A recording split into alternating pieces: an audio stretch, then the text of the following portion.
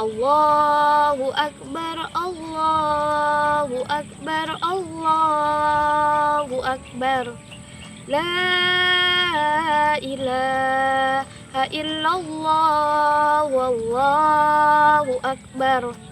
Allahu Akbar walillahil hamd. Assalamualaikum warahmatullahi wabarakatuh. Soleh-soleha, bagaimana kabarnya hari ini? Alhamdulillah, luar biasa. Allahu Akbar. Yes. Alhamdulillah. Soleh-soleha, Ustazah mau tanya nih. Tadi yang barusan Ustazah lantunkan itu kalian biasa dengar kan? Biasanya didengar pada hari raya umat Islam. Ada hari raya Idul Adha, ada hari raya Idul Fitri. Nah, kemarin hari Selasa kemarin tanggal 20 Juli 2021 atau tanggal 10 Zulhijjah 1442 kemarin, umat muslim yaitu kita semua sedang merayakan hari raya Idul Adha. Nah, Ustazah mau tanya nih. Biasanya ya, di hari Idul Adha itu ada momen terpenting apa yang dilaksanakan umat muslim? Ayo. Yang dilaksanakan umat muslim pada hari raya Idul Adha itu adalah pemotongan hewan kurban. Biasanya kita di Indonesia ini pemotongan kambing, sapi, kerbau. Ya kan, soleh-soleha? Pernah nggak lihat orang lagi motong kurban? Ada yang pernah ya. Nah, itulah perayaan hari Idul Adha. Momen terpentingnya itu adalah pemotongan hewan kurban. Ustazah, kenapa sih pada hari raya Idul Adha kita umat muslim melaksanakan pemotongan hewan kurban? Nah, Ustazah akan kasih tahu nih. Ustazah akan ceritakan asal usul dari pemotongan hewan kurban. Nah, ini diambil dari kisahnya Nabi Ibrahim dan Nabi Ismail. Nabi Ibrahim adalah ayahnya Nabi Ismail. Nabi Ismail adalah ayahnya anaknya Nabi Ibrahim. Dan Ismail ini mempunyai ibu yang bernama Siti Hajar. Nah, pada suatu hari Nabi Ibrahim, Nabi Ismail, dan Siti Hajar, yaitu ayah, ibu, dan anaknya. Ini mereka bertiga sedang menggiring hewan ternaknya. Mereka menggembala hewan ternaknya. Dan hewan ternak itu banyak sekali, sehingga mereka dalam perjalanan itu merasa kelelahan. Dan akhirnya Nabi Ibrahim memutuskan untuk istirahat. Dan mereka beristirahat di sebuah kota yang bernama Masy'aril Haram. Ketika mereka melaksanakan istirahat, mereka tidur dengan pulas. Ketika Nabi Ibrahim bangun, akhirnya pada saat itu Nabi Ibrahim di dalam tidurnya bermimpi, yaitu mimpinya Allah memerintahkan kepada Nabi Ibrahim agar menyembelih anaknya, yaitu Nabi Ismail alaihissalam. Nah, pada saat itu Nabi Ibrahim ketika bangun tidur merasa keresahan atau sedih. Ya gimana tidak sedih ya kan? Anak satu-satunya lagi imut-imutnya, tiba-tiba Allah memerintahkan Nabi Ibrahim untuk menyembelih anaknya. Di mana-mana hati orang tua pasti resah. Nah, pada saat itu Nabi Ibrahim belum menyampaikan wahyu dari Allah itu kepada istri dan anaknya.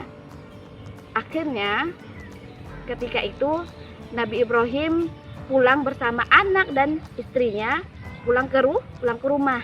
Ketika di suatu malam Nabi Ibrahim tertidur, dan Nabi Ibrahim pun juga mendapati mimpi yang sama. Mimpinya adalah Allah memerintahkan untuk menyembelih Nabi Ismail alaihissalam, menyembelih anaknya. Dan Nabi Ibrahim pun lagi-lagi tidak memberitahukan istri dan ayah dan anaknya, karena Nabi Ibrahim pasti mengetahui bahwa anak dan istrinya akan sedih. Dan pada suatu ketika Nabi Ibrahim pun mendapatkan mimpi yang sama. Mimpi yang ketiga yaitu untuk Allah menyuruh atau memerintahkan Nabi Ibrahim untuk menyembelih Nabi Ismail alaihissalam. Akhirnya Nabi Ibrahim pun menyampaikan wahyu Allah itu kepada anak dan istrinya. Ketika Nabi Ismail mendengar wahyu dari Allah itu yang disampaikan oleh Nabi Ibrahim, apa yang diucapkan Nabi Ismail? Masya Allah, ayahnya tidak menyangka, yaitu Nabi Ibrahim tidak menyangka kepada Nabi Ismail, yaitu anaknya, bahwa Nabi Ismail akan mengatakan, wahai ayahku, sesungguhnya itu perintah Allah, laksanakanlah perintah Allah. Luar biasa. Nabi Ismail, yaitu anak yang masih muda, dengan tabahnya yang luar biasa, dan pada saat mengatakan itu Nabi Ismail lagi tersenyum, Masya Allah. Dan akhirnya Nabi Ibrahim pun memantapkan hatinya untuk menyembelih Nabi Ismail. Tapi Nabi Ismail menyampaikan 4 pesan dari Nabi Ismail itu. Apa yang dikatakan Nabi Ismail? Yang pertama, wahai ayahku, sebelum aku disembelih, tolong buka semua pakaianku.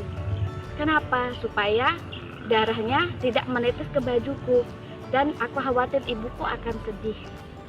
Dan pesanku yang kedua, wahai ayahku, ketika engkau menyembelihku, maka pedangnya engkau tajamkan setajam-tajamnya.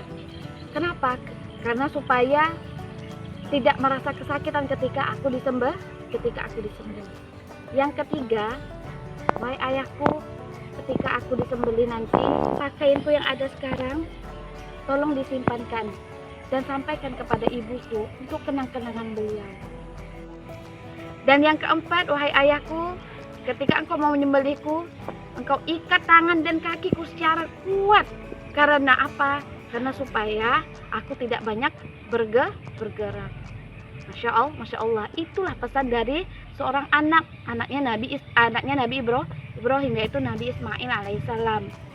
Dan penyembelihan Nabi Ismail ini tidak lancar begitu saja. Di situ ada godaan iblis atau setan. Dan setan itu mengatakan apa kepada Nabi Ibrahim? Dia mengatakan, wahai Ibrahim, tega engkau sebagai ayah mau menyembelih anakmu yang sedang lucu-lucu ini. Apa kata masyarakat nanti? Seorang ayah menyembelih. Engkau itu adalah seorang ayah yang sangat tega dan sangat kejam. Udahlah, jangan kau sembelih anakmu, kasihan. Dia akan menangis dan merasa kesakitan.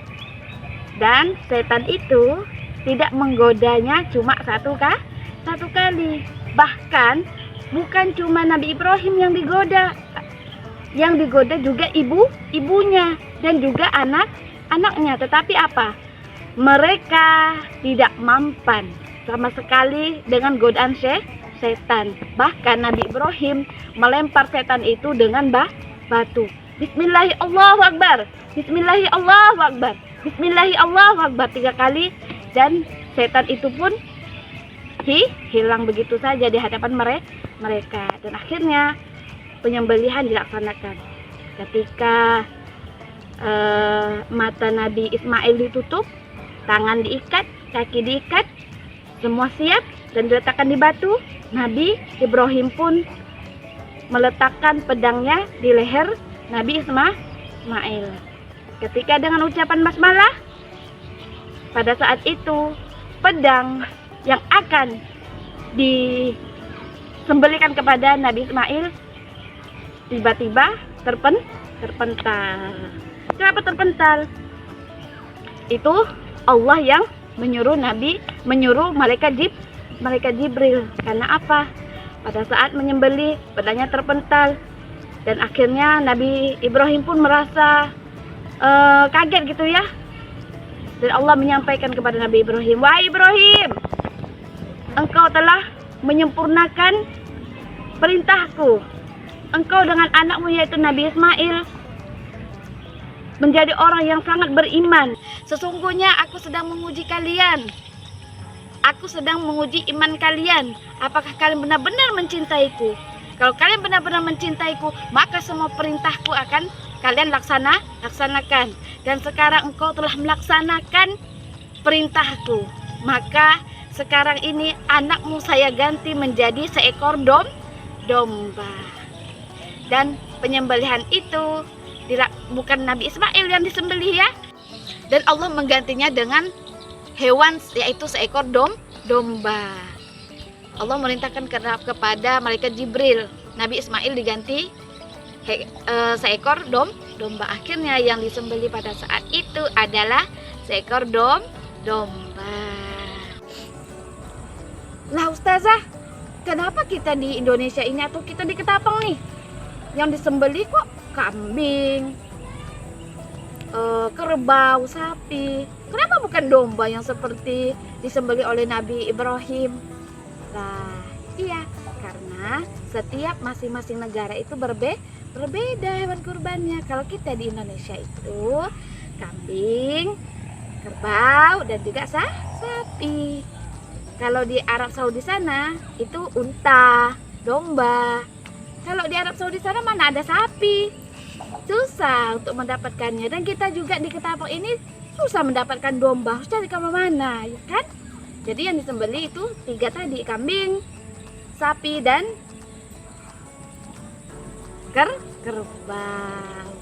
Nah, Ustazah, apa sih keutamaannya berkurban? Apa manfaatnya berkurban? Mengapa kita harus berkurban? Nah, ini manfaatnya banyak sekali ya. Bahkan Allah menganjurkan untuk kita berkurban. Yang pertama, supaya kita menjadi orang yang bertakwa.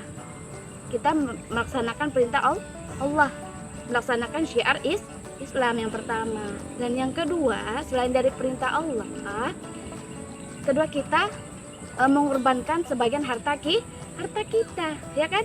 Dan di dalam hadis atau dalam ayat itu bahwasanya hewan yang kita kurbankan itu kelak akan menjadi penolong kita nanti di akhirat. Dan darah, bahkan bulu-bulu kambing, bulu-bulu hewan yang kita kurbankan itu kelak akan menjadi penolong kita, akan menjadi butiran-butiran kebaikan di setiap bulu-bulu hewan tersebut. Dan yang ketiga, supaya kita menjadi orang yang senang berbagi kepada saudara-saudara kita.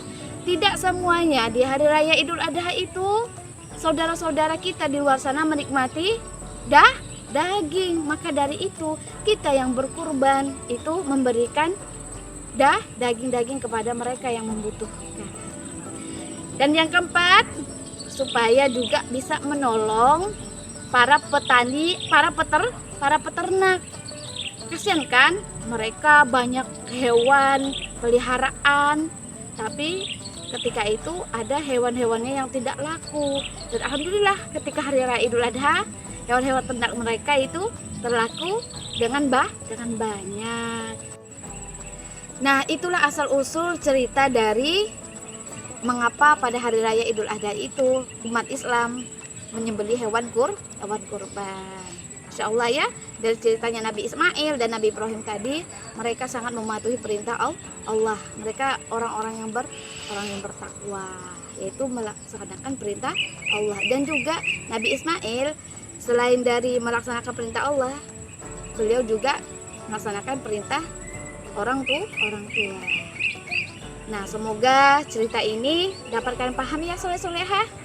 Dan ingat, Ustazah juga punya tugas untuk kalian. Tugasnya adalah kalian catat di sebuah buku catatan. Dan di dalam catatan itu kalian sedang melaksanakan perintah Allah pada hari Jumat ini. Nah, misalkan saya sudah melaksanakan sholat zuhur, saya sudah melaksanakan sholat asar, maghrib, isya, dan subuh. Dan bukan cuma sholat saja, yang lain, ibadah-ibadah lain juga bisa kalian laksanakan. Yang mana-mana perintah Allah dilaksanakan. Dan ada juga perintah dari ayah dan ibu juga ditulis. Misalkan ibu, saya telah melaksanakan cuci piring, misalkan saya telah melaksanakan menyapu, misalkan perintah-perintah dari orang tua dilaksanakan. Sip, soleh-solehah. Semoga cerita ini bermanfaat ya. Assalamualaikum warahmatullahi wabarakatuh.